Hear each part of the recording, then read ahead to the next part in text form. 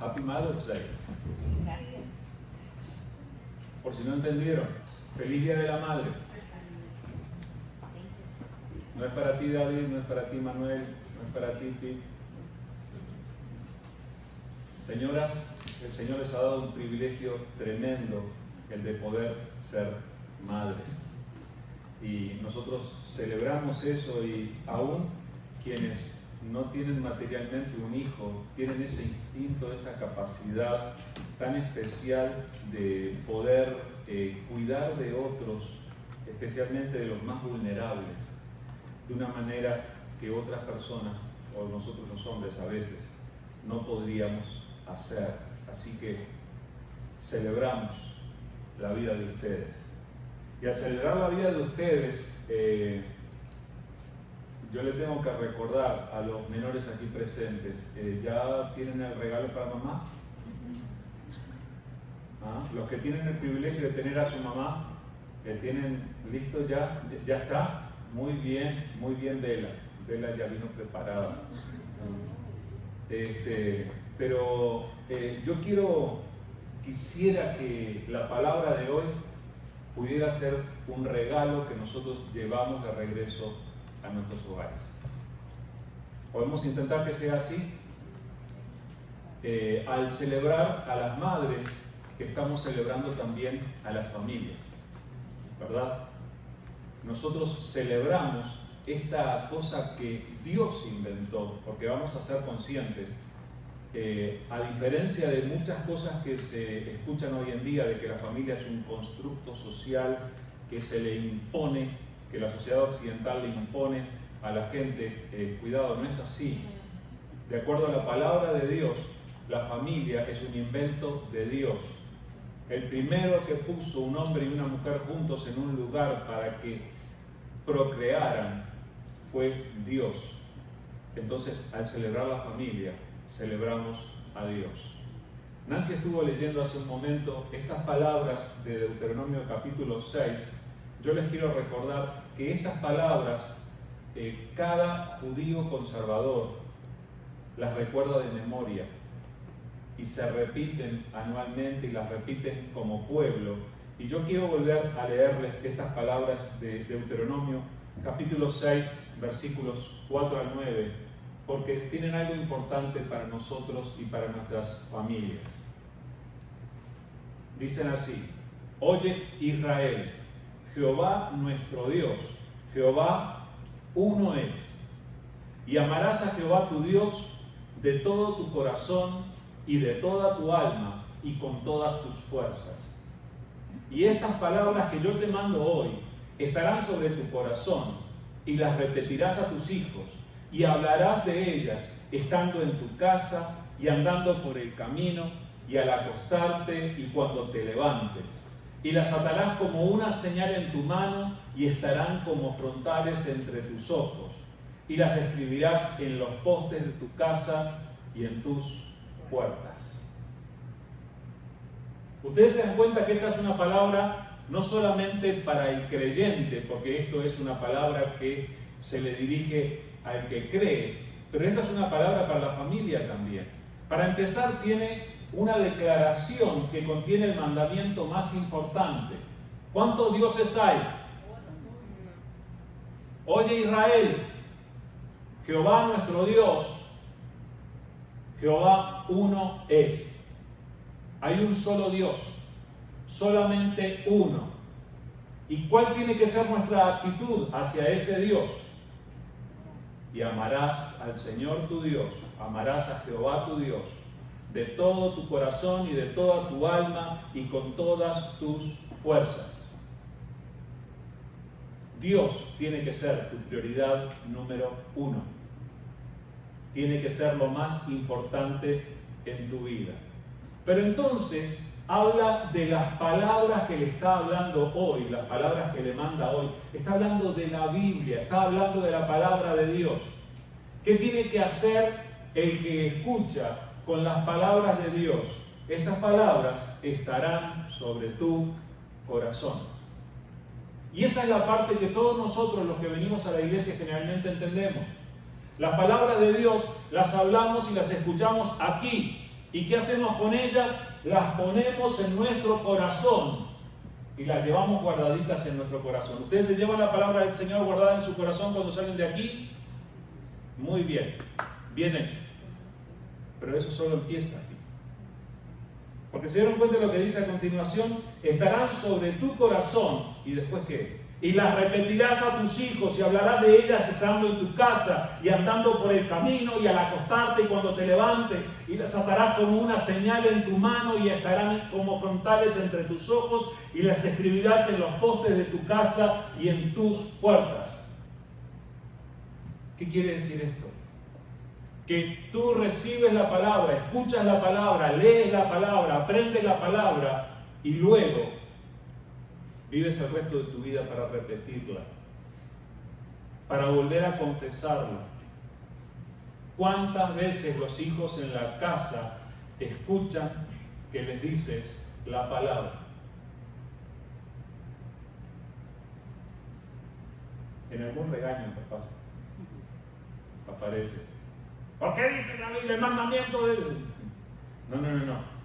Oigan, las palabras de Dios son para que nosotros las repitamos en nuestra familia. Esto es parte del regalo que tenemos que llevar a casa hoy. Tenemos que llevar el regalo de repetir la palabra. Y fíjense que menciona, en forma exagerada, menciona diferentes lugares o situaciones o actividades que son habituales, que son cotidianas. Cuando, estando en tu casa, andando por el camino, al acostarte, cuando te levantes, ¿qué tienes que hacer en todas esas ocasiones? Tienes que hablar de la palabra. Ya el Señor nos dio tarea. Hablar de la palabra. Y cuando dice que las ates como una señal en tu mano, no quiere decir que te compres un brazalete, algo, o que te tatúes la palabra, ¿verdad? No se trata de eso. Los fariseos lo hacían, ¿verdad? Hacían ese tipo de cosas. No se trata de eso. Los fariseos incluso, como dice acá, que tienes que tenerlo como frontales entre tus ojos, usaban una especie de tiara y se colgaban estos mismos versículos, los colgaban chiquititos escritos en un papelito ahí para llevarlos frente a sus ojos. No es para eso. Esto quiere decir que la palabra la tienes que tener presente todo el tiempo en tu casa, en tu vida. Y si vas al trabajo, la palabra tiene que ir contigo y la tienes que repetir. Y cuando estás con tus amigos, tiene que salir de tu boca. Y cuando estás en tal y cual situación. Hermanos, hablamos de tantas cosas a lo largo de la semana. Y hay veces que la palabra no está presente. Entonces tenemos que llevarnos de obsequio la palabra a nuestra casa. Pero hablando de la palabra y hablando de nuestras familias, yo quiero que razonemos en algo, y voy a tratar de hacerlo lo más rápido que pueda, que razonemos en algo que tiene que estar en nuestra vida principalmente, pero también en nuestra familia todo el tiempo. Vamos a hablar por un rato, hermanos, acerca del perdón. Nosotros necesitamos perdón en nuestra vida. Pero en nuestras familias también tiene que haber perdón. ¿Saben quién es una de las personas a quienes yo le debo pedir perdón con más frecuencia? Es aquella señora que está sentada allí al lado de Gabriel. No Gabriel, la de al lado. Porque hay cosas que pasan dentro del contexto del hogar que muchas veces implican que nos equivocamos. Y las personas que viven bajo el mismo techo con nosotros, o las personas que son miembros de nuestra familia, muchas veces conocen de lo mejor de nosotros, pero también conocen el otro costado. Y nosotros tenemos que aprender a experimentar y vivir el perdón en nuestras vidas. Y me encantaría que pudiéramos llevarnos de obsequio a casa este regalo de Dios, que es el perdón, porque necesitamos experimentarlo personalmente y necesitamos experimentarlo en el contexto de nuestras relaciones, de todas nuestras relaciones, pero especialmente en nuestra familia. quiero empezar animándolos, hermanos, que reciban el perdón. Recibe el perdón. No dejes pasar un día sin recibir el perdón que se te ofrece. Porque la necesidad, entre todas las necesidades que tienes, si necesitas comida, si necesitas dinero para pagar los biles, si necesitas tantas cosas, pero entre las necesidades que tienes, de las más grandes, el amor y el perdón son las necesidades más importantes. Y en tu relación con Dios, la fe y el perdón son de vital importancia. Para recordarlo vamos a leer las palabras del Salmo 32. Es un salmo de David y fue bien interesante. En el estudio recordábamos el Salmo 42. Ahora vamos a leer el Salmo 32, también de David. Y este salmo dice de esta manera: bienaventurado aquel cuya transgresión ha sido perdonada y cubierto su pecado. Bienaventurado el hombre a quien Jehová no culpa de iniquidad y en cuyo espíritu no hay engaño. Mientras callé, se envejecieron mis huesos en mi gemir todo el día. Porque de día y de noche se agravó sobre mí tu mano, se volvió mi verdor en sequedades de verano. Mi pecado te declaré y no encubrí mi iniquidad. Dije, confesaré mis transgresiones a Jehová, y tú perdonaste la maldad de mi pecado. Por esto orará a ti todo santo en el tiempo en que pueda ser hallado. Ciertamente en la inundación de muchas aguas no llegarán estas a él. Tú eres mi refugio. Me guardarás de la angustia. Con cánticos de liberación me rodearás. Te haré entender y te enseñaré el camino en que debes andar. Sobre ti fijaré mis ojos. No seáis como el caballo o como el mulo, sin entendimiento, que han de ser sujetados con cabestro y con freno, porque si no, no se acercan a ti. Muchos dolores habrá para el impío, mas al que espera en Jehová le rodea la misericordia. Alegraos en Jehová y gozaos justos, y cantad con júbilo todos vosotros, los rectos de corazón. Es interesante que David termina su salmo haciendo una convocatoria a los rectos de corazón, pero él empieza el salmo anunciando que los dichosos son aquellos que necesitan ser perdonados y que lo son. Por favor, algo que tenemos que recordar es lo que está presentado aquí al principio del salmo. Es que la persona dichosa no es la persona que logra esconder sus pecados de todo el mundo y que nadie se entere. El mundo nos enseña ese concepto equivocado, que si logramos esconder, si logramos barrer debajo de la alfombra todas esas cosas malas que pueda haber en nuestra vida, entonces nosotros estaremos bien. Bienaventurado en realidad, el verdadero dichoso, la persona que experimenta el bien de Dios, ¿saben quién es? La persona que recibe el perdón. Por eso la exhortación, recibe el perdón. Bienaventurado aquel cuya transgresión ha sido perdonada y cubierto su pecado. Miren qué interesante. Dice que es bienaventurada la persona que ha sido perdonada, cuya transgresión ha sido perdonada. Quiere decir que la persona transgredió. La persona obró mal. Ustedes no hicieron nada malo, ¿verdad? Así es como, aparentemente, así es como tratamos de presentarnos delante de los demás. ¿Saben cuál es nuestra actitud típica? Es, yo no fui. Y tratamos de buscar algún otro al que señalar. Es por culpa del gobierno, es por culpa del jefe, es por culpa de mi esposo, mi esposa, es por culpa de... Buscamos siempre un responsable que no tenga nuestro propio nombre. Buscamos a otro. Y les quiero decir esto, hermanos. Nadie recibe el perdón si antes no reconoce que transgredió. Bienaventurado es aquel cuya transgresión ha sido perdonada y ha sido cubierto su pecado. Cuando dice aquí cubierto, no dice que ha sido escondido, no dice que nadie lo sabe. Es la persona cuyo pecado ha sido pagado.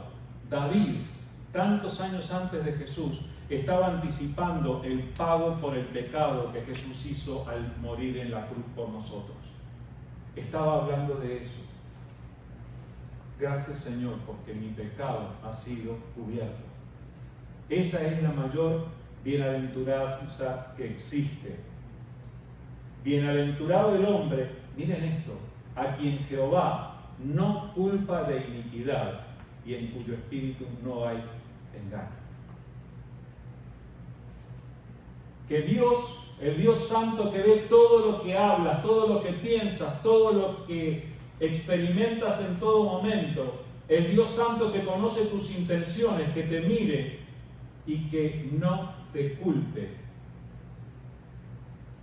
es impresionante.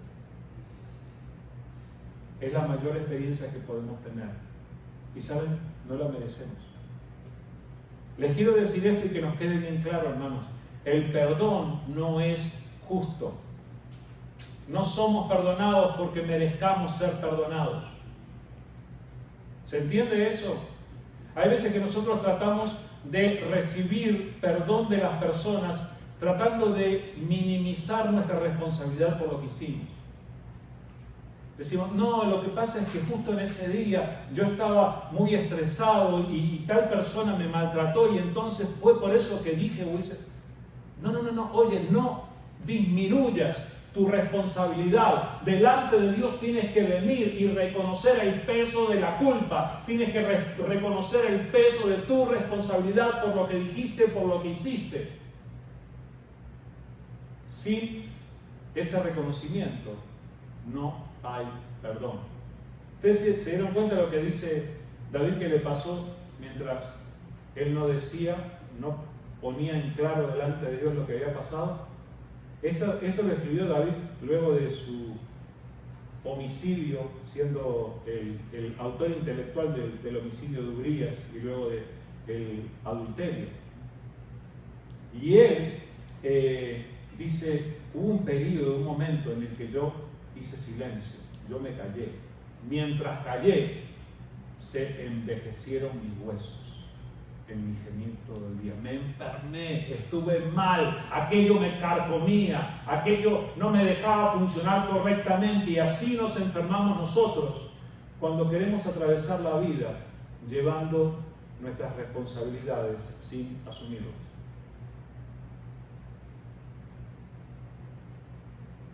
Pero luego dice, mi pecado te declaré, versículo 5, y no encubrí mi iniquidad. Dije, confesaré mis transgresiones a Jehová. ¿Y qué hizo Dios?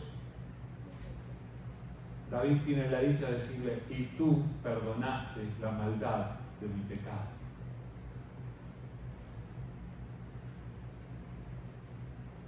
Dios no hizo justicia sobre David, sino que le extendió su misericordia.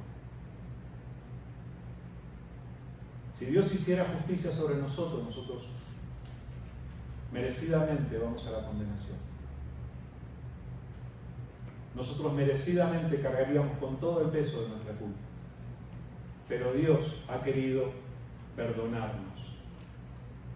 Quiero recordarles también, hermanos, este otro pasaje para que ustedes no crean que es solo el Antiguo Testamento que nos habla de esto. Primera de Juan, capítulo 1, versículo 5 en adelante.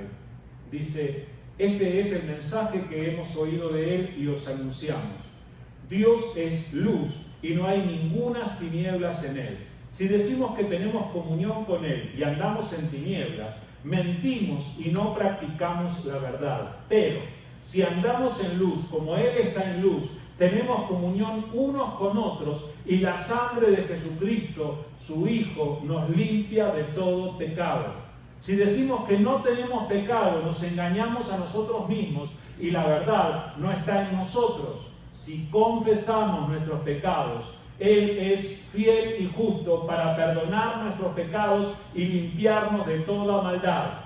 Si decimos que no hemos pecado, le hacemos a Él mentiroso y su palabra no está en nosotros. Hijitos míos, estas cosas os escribo para que no pequéis. Y si alguno hubiere pecado, abogado tenemos para con el Padre a Jesucristo el justo. Y Él es la propiciación por nuestros pecados. Y no solamente por los nuestros, sino también por los de todo el mundo. Este último versículo nos recuerda a Juan 3:16, que dice que Dios amó tanto al mundo, aquí, por los pecados de todo el mundo. Dios amó tanto al mundo que entregó a su Hijo. Pero fíjense cuál es el mensaje que hemos oído, dice Juan, que Dios es luz y que no hay nada de oscuridad en Él. Y si nosotros decimos que andamos con Dios, pero todavía estamos en oscuridad, ¿saben lo que es andar en oscuridad, verdad? Para empezar, sí, identificamos que andar en oscuridad es hacer las cosas que a Dios no le agradan. Pero andar en oscuridad es también tener algo que esconder. ¿Ustedes saben cuál fue la primera emoción traída al mundo como consecuencia del pecado? La vergüenza. Antes del pecado, Adán y Eva se paseaban delante de Dios por el huerto en traje de Adán, tal como Dios lo trajo al mundo, sin avergonzarse. No había nada de lo que avergonzarse. Inmediatamente después del pecado, lo primero que hicieron Adán y Eva cuando escucharon la voz de Dios, que Dios estaba en el huerto, fue correr a esconderse. Sintieron vergüenza. El pecado da vergüenza. Y yo creo que cada uno de nosotros lo sabe. Nos avergonzamos de lo que decimos o hacemos y que no está bien delante de Dios. Y son cosas que queremos esconder de Dios y de todos los demás. Pero, si decimos que andamos con Dios, que es luz, y seguimos en el área oscura, a la sombra, en oscuridad, en tinieblas, entonces mentimos y no practicamos la verdad. ¿Cuál es la solución? La confesión. Tranquilo, otra vez les digo, no voy a poner un cuartito allí que ustedes se ponen de un lado y yo me pongo del otro. Ustedes ya saben la disciplina esa, ¿verdad? No se trata de eso, se trata de que cada uno arregle con Dios sus cosas y que pueda hablar con Dios de todo lo que ha hecho, incluso lo que ha hecho mal, y que lo llame por su nombre. David decía, mientras cayese envejecieron mis huesos. Aquí, en 1 de Juan dice, si confesamos nuestros pecados, Él es fiel y justo para perdonar nuestros pecados y limpiarnos de toda maldad. Hermanos, venimos delante de Dios. Esto no se trata de venir delante del pastor, venir delante de la iglesia y tratar de presentar nuestra mejor imagen y que no se vean nuestros defectos, nuestras caídas, nuestros errores. Venimos delante de Dios y delante de Dios tenemos que traer hasta lo peor de nosotros, porque Él ya lo sabe, y pedirle su perdón para que nuestro abogado, Jesucristo, nos limpie de todo pecado. Así que recibe el perdón. Y en segundo lugar, que no es menos importante, tienes que conceder el perdón. Fíjate cómo el perdón tiene que estar presente en nuestra vida de manera activa. Esto que hablábamos de recibir el perdón es algo que tenemos que comunicarle a todos en nuestra familia y a toda persona que esté a nuestro alcance. La gente pasa mal por llevar el pecado sobre sus vidas y la condenación que trae. Necesitamos compartir con otros la liberación que provoca el perdón. Pero al mismo tiempo tenemos que conceder el perdón. ¿Qué quiere decir esto? Que tenemos que entregar perdón a aquellas personas que nos han fallado, que nos han lastimado. Conozco personas, hermanos, que dicen, perdón no se le pide a nadie, solamente a Dios. Y esa es una frase que involucra mucho orgullo, mucha soberbia. La palabra de Dios nos enseña que nosotros tenemos que pedir perdón y también tenemos que perdonar. Tenemos que aprender a perdonar. Dice Marcos capítulo 11, versículos 20 al 26. Y pasando por la mañana vieron que la higuera se había secado desde las raíces. Entonces Pedro, acordándose, le dijo, Maestro, mira, la higuera que maldijiste se ha secado. Respondiendo Jesús les dijo, tened fe en Dios, porque de cierto os digo que cualquiera que dijere a este monte, quítate y échate en el mar, y no dudare en su corazón, sino creyere que será hecho lo que dice, lo que diga le será hecho. Por tanto os digo que todo lo que pidiereis orando, creed que lo recibiréis y os vendrá. Y cuando estéis orando, perdonad si tenéis algo contra alguno, para que también vuestro Padre que está en los cielos os perdone a vosotros vuestras ofensas. Porque si vosotros no perdonáis, tampoco vuestro Padre que está en los cielos os perdonará vuestras ofensas. Venía bastante bien esta enseñanza. Esto era en un momento cuando Jesús había entrado en Jerusalén, cuando dio vuelta a la mesa de los cambistas. ¿Se acuerdan aquello? En el camino él había tenido hambre y se había acercado a una higuera para comer algo.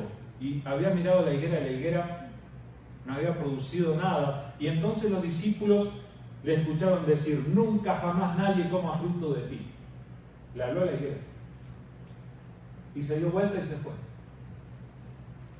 Ahora venían saliendo de Jerusalén al día siguiente.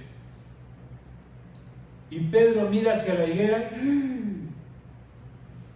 Maestro, mira, la higuera que maldijiste. Se puede secar en un tiempo, ¿verdad? Pero en un día. La higuera que maldijiste se ha secado. Jesús lo dejó a Pedro con su sorpresa, con su maravilla, los discípulos. Pero les dijo esto. ¿Observaron eso? Tengan fe en Dios. Y viene este lindo discurso que hasta nos encanta a nosotros escuchar y recibir.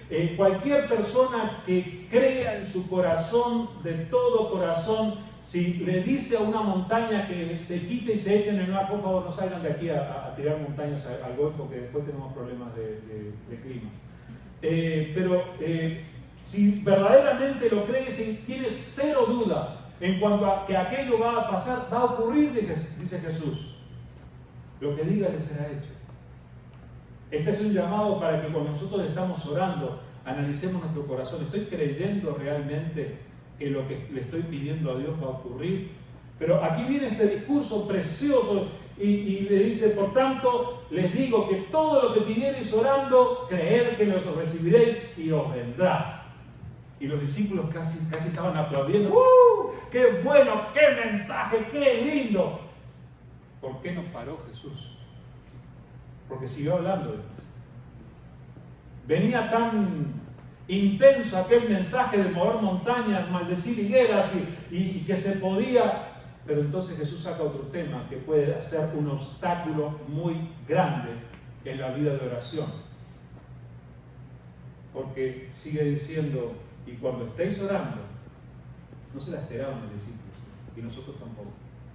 Cuando estén orando, perdonen si tienen algo contra alguno. ¿Sabes qué quiere decir esto? Analiza tu corazón. Piensa, ¿quién te lastimó? ¿Quién te hizo daño? Esto lo necesitamos llevar a nuestras casas porque es allí donde más perdón necesitamos otorgar. Cuando estéis orando, perdonad. Miren, nosotros no nos cansaremos de predicar que la salvación es por fe, no es por nuestras obras. No hay nada que nosotros podamos hacer para recibir nuestra salvación, pero presten atención a esta palabra, porque es muy importante. Perdonad si tenéis algo contra alguno. ¿Para qué? Para que también vuestro Padre que está en los cielos os perdone a vosotros vuestras ofensas. Y Jesús insiste, por si a alguien no le quedó claro, versículo 26, porque si vosotros no perdonáis, tampoco vuestro Padre que está en los cielos os perdonará vuestras ofensas. Es vital que nosotros reconozcamos a quienes nos hirieron y perdonemos. Y otra vez, el perdón no es justo. No es que perdonemos minimizando lo que pasó. Ay, no, lo que pasa es que estaba con muchos problemas en ese momento y por eso me dañó. No, hizo algo que fue injusto y me dolió, me destruyó por dentro. Pero lo voy a perdonar no porque sea justo, sino porque es lo que el amor de Dios hace en mí. Es impresionante nuestra necesidad de ser perdonados y de perdonar. Y quisiera terminar con esta historia. Es un poquito largo este pasaje, pero lo quiero compartir con ustedes, aunque sea que ustedes recuerden lo que el Señor dijo. Esto está escrito en Mateo 18, del 15 al 35. Por tanto, si tu hermano peca contra ti, ve y repréndele estando tú y él solos. Si te oyere, has ganado a tu hermano, mas si no te oyere, toma aún contigo 1 o 2 para que en boca de 2 o 3 testigos conste toda palabra. Si no los oyere a ellos, dilo a la iglesia, y si no oyere a la iglesia, tenle por gentil y publicano. De cierto os digo que todo lo que atéis en la tierra será atado en el cielo, y todo lo que desatéis en la tierra será desatado en el cielo. Otra vez os digo que si 2 de vosotros se pusieren de acuerdo en la tierra acerca de cualquiera cosa que pidieren, les será hecho por mi Padre que está en los cielos. Porque donde están 2 o 3 congregados en mi nombre, allí estoy yo en medio de ellos. Entonces se le acercó Pedro y le dijo: Señor, ¿cuántas veces perdonaré a mi hermano que peque contra mí? ¿Hasta 7? Se creía bueno Pedro. Jesús le dijo: no te digo hasta 7, sino hasta 70 veces 7. Por lo cual, el reino de los cielos es semejante a un rey que quiso hacer cuentas con sus siervos. Y comenzando a hacer cuentas, les fue presentado uno que le debía 10.000 talentos. A este, como no pudo pagar, ordenó su señor venderle y a su mujer e hijos y todo lo que tenía para que se le pagase la deuda.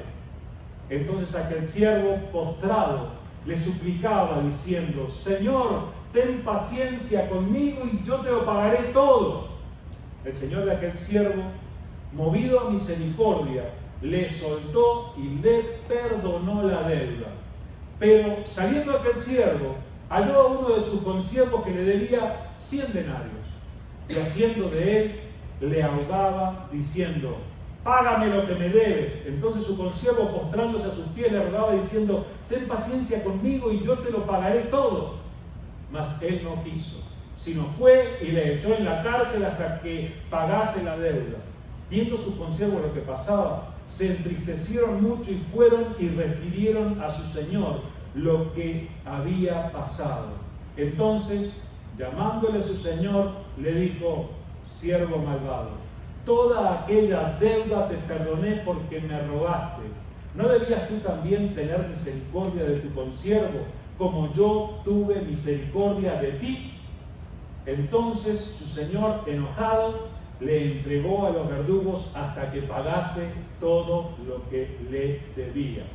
Así también mi Padre Celestial hará con vosotros, si no perdonáis de todo corazón cada uno a su hermano sus ofensas. ¿Sabe lo que nos está diciendo el Señor? Nos está diciendo que si albergamos ofensas sin perdonar en nuestro corazón, estamos en severos problemas. ¿Por qué? Porque nosotros somos el siervo que recibió el perdón. El Señor estaba dando tremenda enseñanza acerca de creer, de la convicción, de lo que uno hace cuando está en una buena relación con Dios. Y Pedro sale con esta humilde pregunta, y hasta se sentía bueno, Pedro. ¿Cuántas veces tengo que perdonar a mi hermano que peque contra mí? ¿7 veces? Se creía buenísimo. 7 veces le voy perdonando y se merece eso. Y Jesús lo mira y le digo, 7 veces, ¿te parece mucho? Hasta 70 veces 7. Es una multiplicación que nosotros hacemos y tiene un resultado. Pero yo creo que en la cabeza de Pedro no cabía el número. Pedro dijo, no, si 7 me pareció mucho, ¿cuánto más 70 veces 7? Tanto lo tengo que perdonar. Y entonces le cuenta esta historia. Y esta historia habla de alguien que cuando pidió por favor, y el hombre no pedía el perdón de su deuda, él pidió una prórroga, él pidió un tiempo más. Era imposible que pagara, pero él pidió solamente un tiempo más. Y dice que el rey fue movido a misericordia, se conmovió al verlo y dijo, levántate, no me debes nada, vete. Pasó de deber una fortuna a no deber nada. Yo sé que hay muchos que quieren que el IRS haga eso con ustedes. No lo esperen del IRS. Pero gracias a Dios que el Señor sí lo hace. Porque el Señor, cuando vinimos delante de Él creyendo en Jesucristo, nos miró en nuestra condición, reconociendo nuestros pecados, pidiéndole perdón y creyendo que Jesús estaba pagando por el precio de nuestros pecados en la cruz. Él nos miró y dijo, ¿sabes qué? No me debes nada, eres libre. Y nos perdonó. Pero luego viene alguien y nos lastima. Sí nos lastima.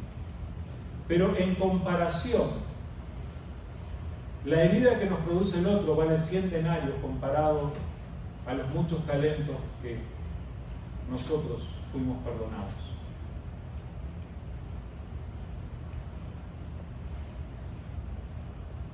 Entonces tenemos que aprender a perdonar como parte de nuestra recepción del perdón de Dios. El que no perdona no recibe el perdón de Dios. Y lo pone como ejemplo, este hombre terminó siendo llevado a prisión y cargando con todo el peso de su responsabilidad, entregado a los verdugos hasta que pagase todo lo que debía. Y Jesús termina diciendo, así también mi Padre Celestial hará con vosotros, si no perdonáis. Vieron que lo dice específicamente, de todo corazón, cada uno a su hermano, sus ofensas. Hermanos, tenemos que recibir el perdón. Por favor, recibe el perdón, acepta el perdón de Dios. Y entonces también tenemos que conceder el perdón. Así como has sido amado, ama a otros. Y no porque sea justo, pero perdona. Porque esa es la obra de Dios en tu vida. Vamos a ver. Amado Padre, estamos delante de ti y hemos sido confrontados con tus palabras. Señor, tú conoces la vida de cada uno de nosotros. Señor, nadie nos ha visto como tú nos has visto, Señor. Y queremos delante de ti pedirte perdón por nuestros pecados. No queremos salir de este lugar, Señor, cargando nuestros mismos pecados. Yo te ruego que mires a la vida de cada uno de nosotros. Señor, que podamos tener este momento para abrir nuestro corazón y para confesarte, para entregarte todas aquellas cosas en las que hemos fallado ante ti y ante otras personas. Perdónanos, por favor, Señor. Límpianos, por favor, Señor nuestro. Señor, ayúdanos a cultivar esta disciplina de confesarte nuestros pecados. Señor, de alejarnos de ellos, de dejarlos atrás. Ayúdanos, Señor. Por favor, Padre, que podamos ser de los dichosos que reciben tu perdón. Señor, no dejes que sigamos adelante sin recibir esa cobertura de tu misericordia al ser perdonados. Y Padre, al mismo tiempo, queremos pedirte, Señor, que tú nos capacites para entregar perdón. Capacítanos, Señor, para perdonar. Señor, hay personas que nos han lastimado. Algunos hace poco, algunos hace mucho. Señor, tú sabes que a veces albergamos sentimientos que no se parecen al perdón.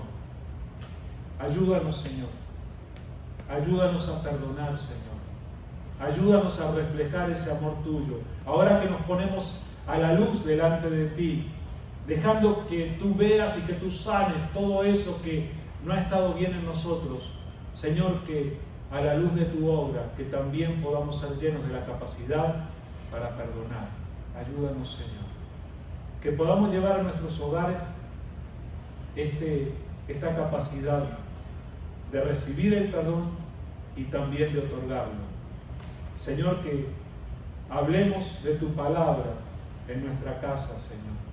Señor, te damos gracias por cada madre en este día, Señor. Te rogamos que tú les bendigas, que tú obres en sus vidas para fortalecerles y que ellas puedan ser una fuente de bendición en sus hogares, Señor, para con sus hijos y para con toda persona, Padre. Pero, Señor, que tu palabra y tu perdón en especial estén trayendo sanidad a nuestras vidas y a nuestros hogares.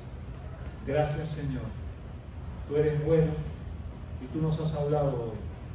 Señor, que podamos recibir la sanidad que tú tienes para darnos y que podamos sanar a otros perdonando. Gracias, Señor, te damos. A ti sea toda la alabanza. En el nombre de Jesús.